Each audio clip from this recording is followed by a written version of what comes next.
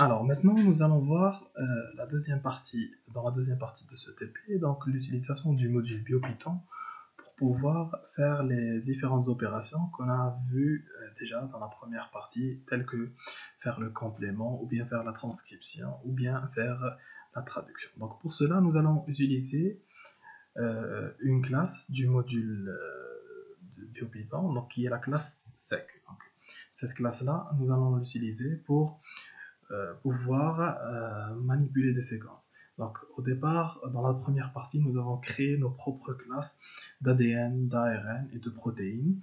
Maintenant, dans ce module-là, nous avons une classe qui permet de représenter les trois types de séquences, donc, qui sont l'ADN, l'ARN et les protéines. Donc, on a une classe en quelque sorte, c'est une classe commune, et on va voir par la suite qu'on peut préciser quel est l'alphabet quand on va créer un objet de cette classe-là. On va voir comment on peut préciser le type ou bien la nature de la séquence, telle que l'ADN ou bien l'ARN ou bien la protéine. Mais avant cela, nous allons d'abord vérifier. Donc, on vous demande d'abord de vérifier si la bibliothèque BioPython est bien installée sur votre ordinateur. Donc, en faisant un import du module sec. Donc, on va faire ça sur l'invite de commande d'Anaconda, donc l'Anaconda prompt.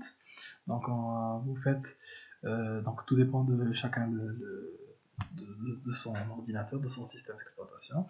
Donc vous allez faire démarrer tous les programmes. Donc faut ouvrir un dossier qui s'appelle Anaconda 3 et par la suite vous allez trouver l'Anaconda prompt qui est celui-là. Donc c'est ce logiciel-là. Quand vous allez l'ouvrir, le lancer, vous allez avoir ça. Et maintenant, pour pouvoir utiliser Python, donc il faut d'abord lancer Python. Donc ça, c'est ce qui est appelé un invite de commande, où on peut taper des commandes.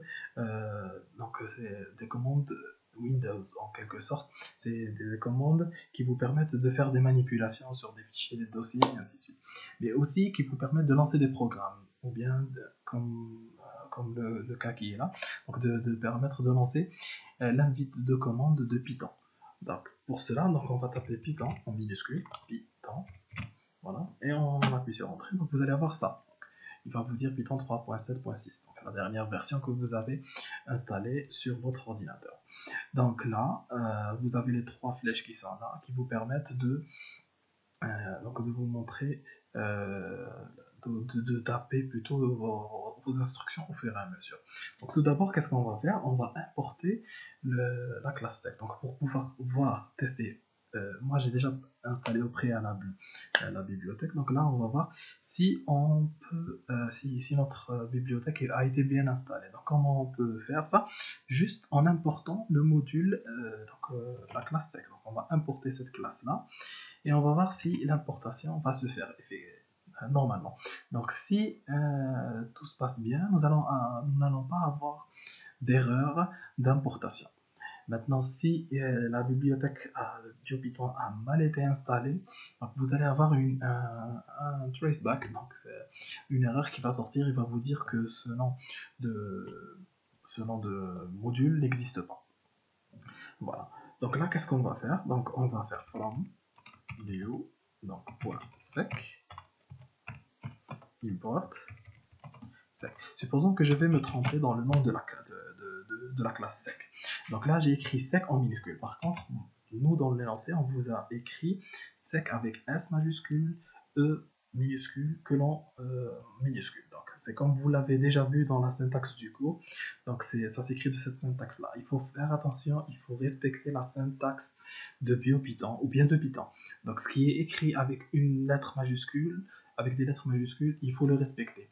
S'il y a des majuscules et des minuscules, il faut respecter, et ainsi de suite. Donc, si vous vous trompez dans l'écriture d'un nom de module ou bien d'une instruction, donc ça vous fera des erreurs. Donc là, j'ai écrit délibérément sec en minuscule pour que vous puissiez voir l'erreur qu'on peut voir. Donc voilà, vous avez le traceback. Alors il vous dit import error, donc c'est une erreur d'importation.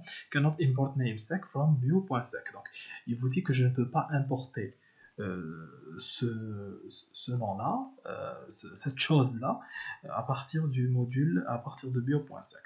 Donc là, c'est une erreur d'importation, mais ça ne veut pas dire que la bibliothèque n'existe pas. Donc Maintenant, pour vérifier que la bibliothèque est existante, on va faire par bio.sec import sec. Voilà, de cette manière-là. Donc là, la syntaxe est juste. Donc import sec. Donc from bio.sec import sec. Donc on va faire ça. Et vous allez voir. Donc là, ce qui veut dire, j'ai obtenu ça. J'ai obtenu à nouveau les 3 flèches. Ce qui veut dire quoi? Il n'y a pas eu d'erreur. Donc ce qui veut dire que l'importation a bien marché, a bien fonctionné. Donc là, vous avez votre importation, votre import, il a bien fonctionné. Ce qui veut dire que votre bibliothèque est bien installée sur l'ordinateur. Donc là, maintenant, je vais vous faire je vais vous présenter un petit peu comment est installée la bibliothèque BioPython sur votre ordinateur. Alors là, je vais ouvrir dans le C, je vais vous montrer le dossier qui contient la bibliothèque BioPython, après l'avoir installé bien sûr. Donc là, je vais y voir dans la barre de recherche ici, je vais taper bio. Là, peu importe, je tape bio, minuscule, majuscule, peu importe, c'est pas très important.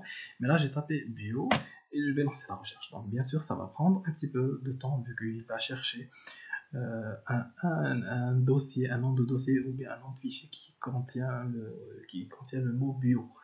Donc là, il va rechercher sur l'ordinateur et on va trouver un dossier. Vous allez voir que c'est quoi en fait quand on installe la bibliothèque BioPython, c'est quoi? C'est un ensemble de dossiers et de fichiers, tout simplement. Donc, je reviens maintenant sur l'invite de commande. Donc là, vous voyez que j'ai fait from bio.sec import sec. Donc vous voyez que bio, c'est en quelque sorte la racine, la base. C'est le dossier mère, le dossier racine qui contient toute la bibliothèque. Et ensuite vous avez .sec. Donc .sec, ça veut dire que c'est quelque chose à l'intérieur de bio. Donc c'est un module qui s'appelle sec. Donc tout dépend. Des fois vous trouvez un nom de module, des fois vous trouvez un nom de dossier. Donc là pour ce cas-là, donc c'est un nom de module, c'est un nom de fichier qui s'appelle .sec. Et nous, ce qui nous intéresse dans ce module-là, c'est une classe qui se nomme sec. Donc c'est comme le fichier qu'on avait fait pour la première partie du TP. On avait fait un fichier, on aurait pu le nommer TP4. Donc dans ce fichier-là, TP4, qu'est-ce qu'on a? On a 3 classes qui s'appellent classe ADN, classe ARN et classe protéine. Si par exemple on veut importer notre fichier, donc importer de ce fichier-là une des 3 classes. Donc on peut faire par exemple la chose suivante. On peut faire from, donc supposons qu'on l'a appelé TP4, from TP4 import ADN par exemple. Donc si par exemple, bien sûr, ce fichier TP4, ce module TP4 se trouve bien sûr quelque part, bien sûr il faut préciser où il se trouve. Donc là c'est grosso modo, globalement c'est à peu près ça. Donc from TP4 import ADN, donc on n'importe que la classe ADN, on n'importe pas les 2 autres classes. Voilà, donc c'est à peu près de cette manière-là que ça se fait. Donc je reviens maintenant sur la recherche. Alors là, c'est encore en train d'effectuer la recherche, mais principalement, voilà, donc ça continue à faire la recherche, donc on va encore attendre. Donc là, maintenant, qu'est-ce qu'on vous demande? Qu'est-ce qu'on vous demande de faire? C'est d'écrire un module exécutable. Donc ce qui veut dire on va faire juste là, on va pas écrire à nouveau des classes et ainsi de suite. On va juste faire un module, un fichier. On va ouvrir, on va écrire if name est égal à main, et par la suite on va faire le programme. On va faire ce qu'on avait fait dans la première partie. Donc on va demander à l'utilisateur d'introduire une séquence, et par la suite on va lui proposer les différentes opérations possibles sur la séquence. Donc là, les différentes opérations, c'est à peu près ce qu'on avait fait dans la première partie, mais si je reviens sur le cours, ce que vous avez vu dans le cours, vous avez vu dans la classe 7, donc vous avez vu plusieurs méthodes. Donc vous avez vu complément, vous avez vu reverse complement, et vous avez vu transcribe. Donc complément, c'est à peu près le même principe que la fonction complément qu'on avait faite dans de la première partie. Reverse complement, c'est elle fait le complément et elle l'inverse. Donc elle vous donne l'inverse. Donc vous voyez l'exemple ici. Donc là, vous avez quoi? Vous avez ici, voilà le complément obtenu. Et là, si vous regardez avec celui-là, il est inversé. Donc le GG, ils sont devenus à la fin, et AGAT, c'est au début. TAG, voilà. Donc c'est inversé. Donc c'est ça le reverse complement. Maintenant, pour le transcribe, c'est la traduction. Tout simplement, c'est la transcription, pardon. c'est la transcription de la séquence d'ADN en séquence d'ARN. Vous voyez ici, c'est la transcription. Et vous avez aussi la possibilité de faire la transcription inverse. Donc revenir sur la transcription inverse ou bien transcription arrière. Donc ce que je vous ai appelé là sur le TP, donc je vous ai dit, alors sur l'énoncé du TP, je vous ai dit faire le complément, la transcription arrière ou bien la traduction. Donc je reviens maintenant sur le cours. Donc il y a aussi la fonction back-to-Skype, donc qui permet de faire la transcription arrière. Donc il permet de vous renvoyer vers la séquence originale ou bien faire la traduction. Donc là, on vous a un petit peu divisé les méthodes sur le type de séquences sur lesquelles on peut travailler. Donc vous avez là les fonctions complément, reverse complement et transcription. Vous pouvez les faire sur des séquences d'ADN seulement. Donc c'est pour ça que vous avez ici sec ADN. Donc on vous a fait un exemple sur l'ADN. Et là les deux fonctions back-to-Skype et translate, vous pouvez les faire sur des séquences d'ARN. Donc bien sûr back-to-Skype, elle va vous renvoyer de l'ARN vers l'ADN. Et translate, elle vous permet de traduire l'ARN en protéines, tout simplement. Alors, donc, allons voir maintenant la recherche. Alors là, normalement, c'est bon. Voilà. Donc là, regardez. Vous avez un dossier bio. Donc, ne faisons pas attention à bio SQL et bio Python, ça. C'est pas ça ce qu'on recherche. Donc, c'est beaucoup plus ceci. Donc, c'est le dossier bio. Il se trouve où? Donc, bien sûr, il est installé dans l'Anaconda, dans un dossier lib.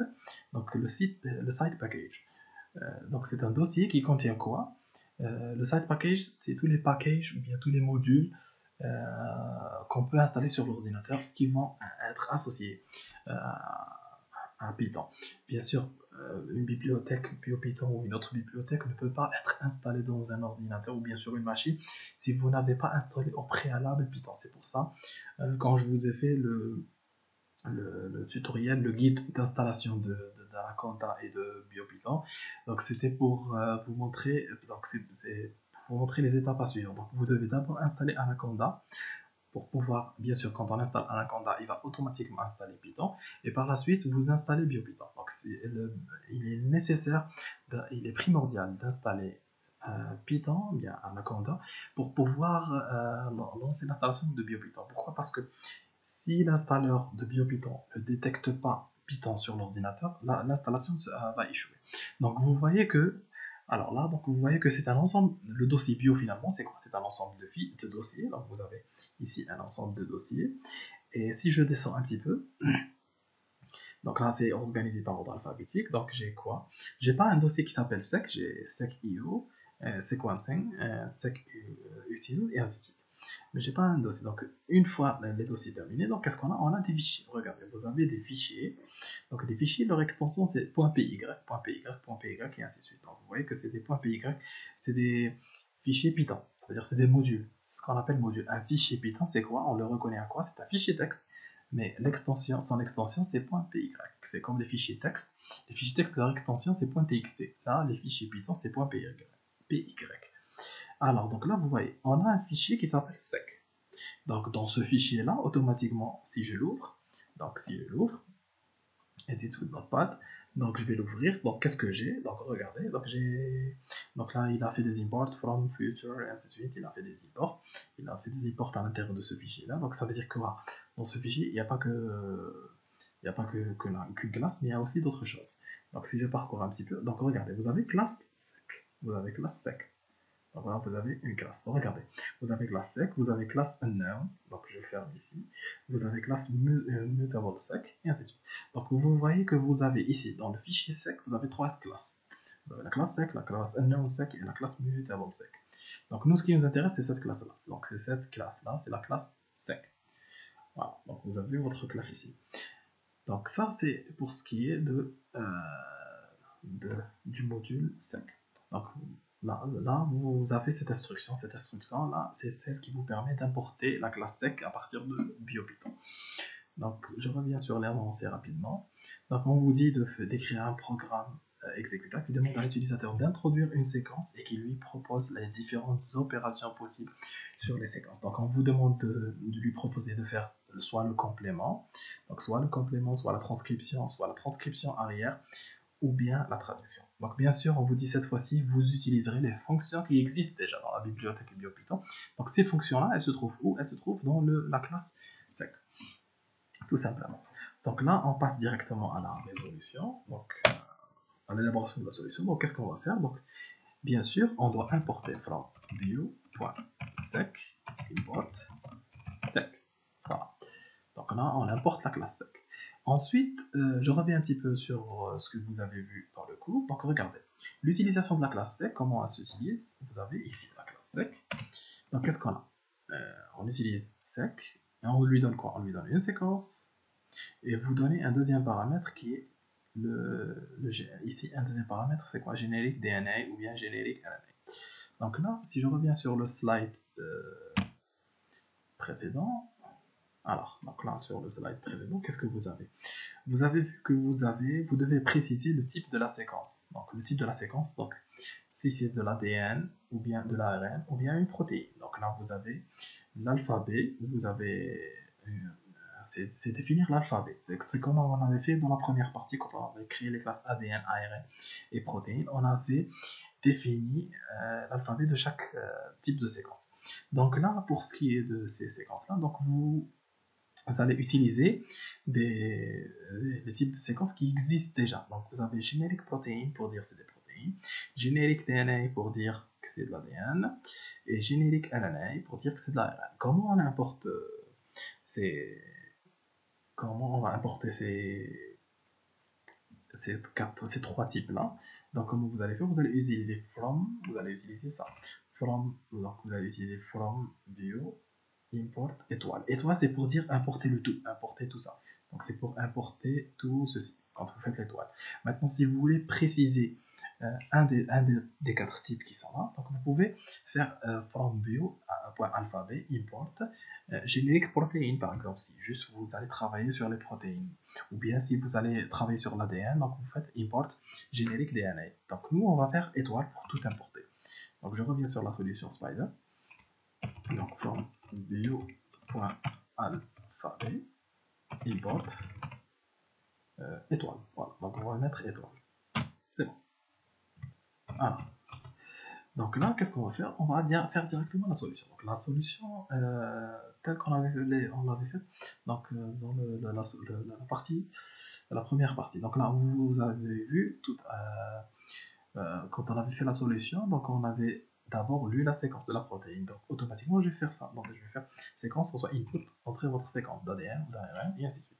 Donc bien sûr, il faut écrire le if name égal à name. If name 2-8 de part et d'autre est égal à double égal et main. Donc main, c'est une chaîne de caractères. Faites attention. Donc ça, c'est une syntaxe à apprendre par cœur. Donc il n'y a pas de... choses extraordinaires dans cette syntaxe-là. Donc c'est une syntaxe à apprendre par cœur. If name, donc vous avez 2-8 ici. Donc vous avez ici 2-8. Vous avez le nom, le mot name en minuscule, et vous avez 2-8. Donc tout est collé. Faites attention, il n'y a pas d'espace entre le name et les tirés du 8. Donc, et vous avez la valeur main. Donc main, c'est entre deux codes. Donc c'est une chaîne de caractères. Et vous avez aussi 2-8 main, 2-8. Donc voilà. Donc c'est une syntaxe propre à Python.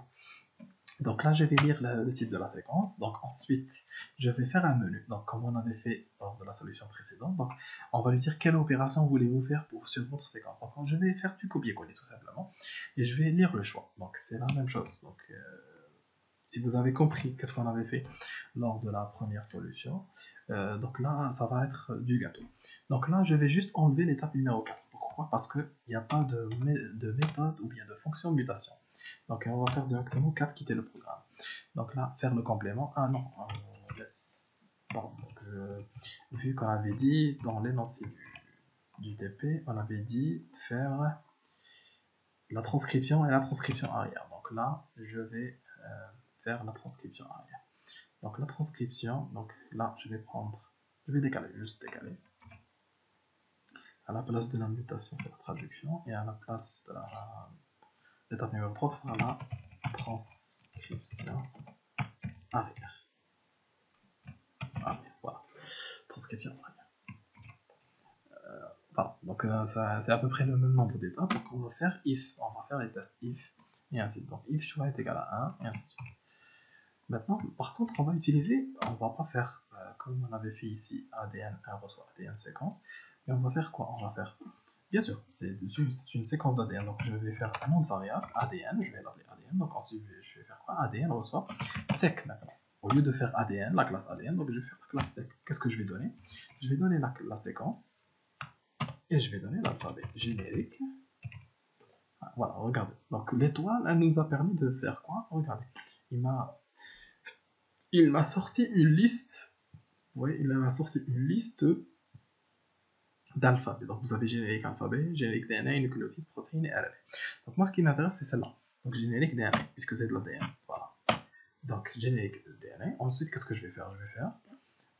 Donc on avait fait quoi? On avait fait complément. Donc on avait fait variable complément. Reçoit. Donc qu'est-ce que je vais faire? ADN. Point.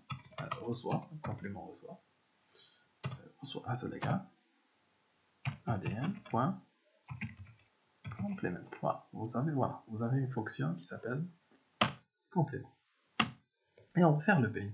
Donc c'est comme on a fait le vrai complémentaire, c'est ça. Donc vous voyez que c'est presque la même solution, c'est presque la même partie. La partie if name est égal à main de la première solution, de la première partie. Juste que au lieu d'utiliser les classes qu'on avait faites, on utilise la classe sec, tout simplement. If, donc choix est égal à 2. Alors, donc choix est égal à 2, c'est la transcription, donc c'est toujours de l'ADN. Donc je vais prendre cette instruction ADN. Bon, je vais l'appeler ADN 2. Voilà. Donc celui-là on avait appelé ADN 1, donc là je vais l'appeler ADN 1, bien sûr. Il faut changer le nom ici. ADN 2, donc là c'est la même chose. Donc là je vais faire la transcription. Donc ARN, je vais l'appeler la variable, je vais l'appeler ARN. ADN 2, point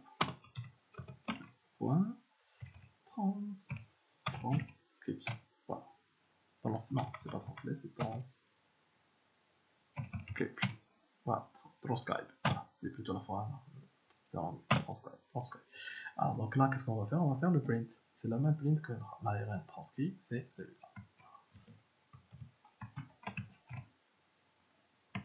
Voilà. Elif, choix est égal à 3. Donc, c'est quoi? C'est la transcription arrière. Donc, c'est à peu près la même chose que ça. Alors, bien sûr, transcription arrière qui veut dire transcription arrière. Donc, on est sur de l'ARN. Donc, ARN1, on reçoit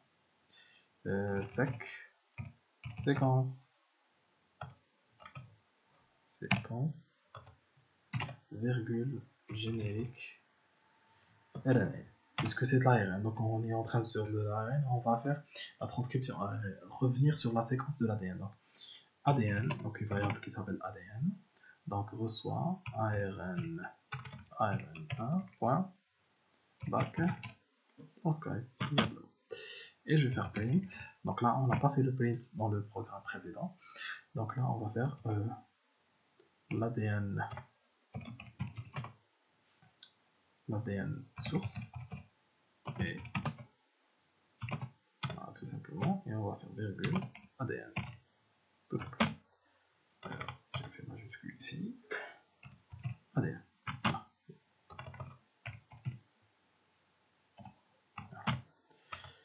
If choix est égal à 4. Donc le choix est égal à 4, c'est la traduction. Donc, automatiquement, c'est ARN2, une deuxième variable, sec. Donc, sec. Séquence. Virgule. Générique. RNA. Tout simplement. Et ensuite, on va faire protéine. Ou bien prot, comme on l'avait appelé précédemment. Donc ça sera ARN2.translate. Voilà. Translate. Et maintenant, print Qu'est-ce qu'on avait fait dans le print? Donc on avait fait ça, voilà.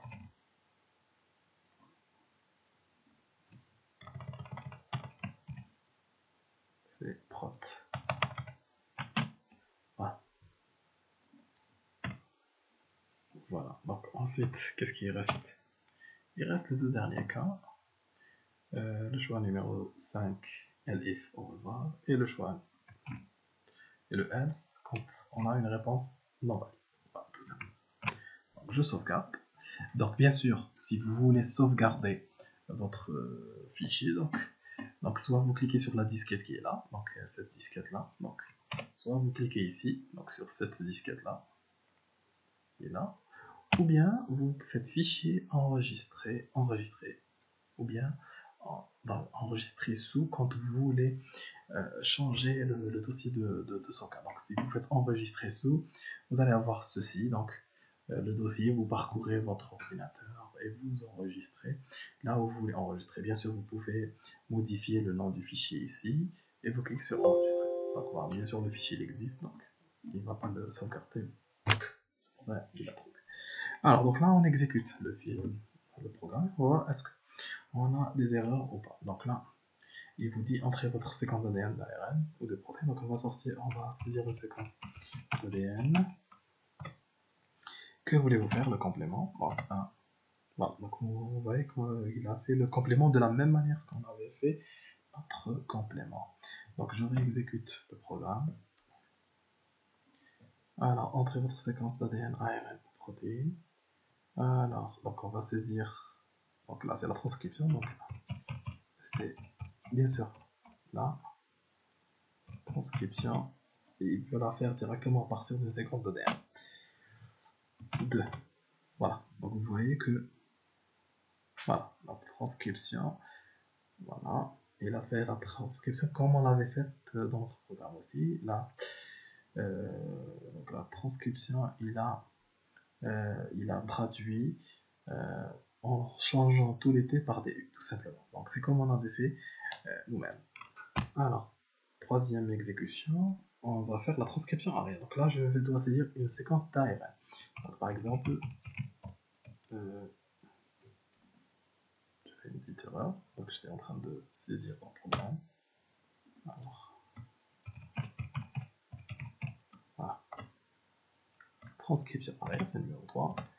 Voilà. Donc vous voyez qu'on est revenu sur la séquence de l'ADN. Donc tous les U sont devenus des T. Voilà. Tout simplement. Ensuite, donc pour ce qui est de la traduction, alors pour la traduction, on doit saisir une séquence d'ADN, d'ARN multiple de 3. Donc est-ce qu'on a saisi une séquence multiple de 3? UC, G, A. Alors, voilà. UCG, ACU, ACU, AUG. AUG. Voilà. Faire la traduction, numéro 4. Voilà. Donc on a obtenu une séquence de protéines. Voilà. Voilà votre séquence de protéines. Maintenant on va exécuter à nouveau. Donc, bien sûr, l'option quitter programme fonctionne normalement. Donc il n'y a pas de problème. Alors, 5. Voilà. Au revoir. Donc ça c'est en ce qui concerne la solution de la deuxième partie du TP, donc qui concerne l'utilisation de la bibliothèque BioPython pour faire des manipulations, des opérations sur des séquences d'ADN, d'ARN, de protéines, donc faire le complément, faire la transcription, faire la traduction et ainsi de suite. Voilà, donc on n'a pas fait de manipulation sur la protéine. Pourquoi? Parce qu'il n'y a pas, dans la classe sec, il n'y a pas une méthode ou bien une opération ou bien une fonction propre aux manipulation des séquences de protéines. Pourquoi? Parce que généralement pour les protéines, donc c'est quand on veut faire des manipulations sur des protéines, on fait soit des alignements simples ou bien des alignements multiples. Voilà, tout simplement. Donc c'est ce genre de manipulation qu'on fait, ou bien de traitement qu'on fait sur les séquences de protéines. Voilà, tout simplement. Donc n'hésitez pas à... Donc je vais mettre, bien sûr, je vais mettre les solutions commentées avec tous les commentaires, genre je vais les mettre sur la plateforme Moodle. Donc n'hésitez pas à poser vos questions Donc n'hésitez pas à poser toutes vos questions, à m'envoyer vos questions, les questions concernant tout ce que j'ai fait dans la première vidéo ou bien dans cette deuxième vidéo là. Vous avez mon adresse mail, vous m'envoyez toutes vos questions, j'essaierai de répondre le plus rapidement possible à toutes les questions que vous vous posez. Et on se verra donc lors de la prochaine séance de TP pour terminer ce qui nous reste comme TP de bioinformatique. Donc, je vous dis bon courage et à bientôt.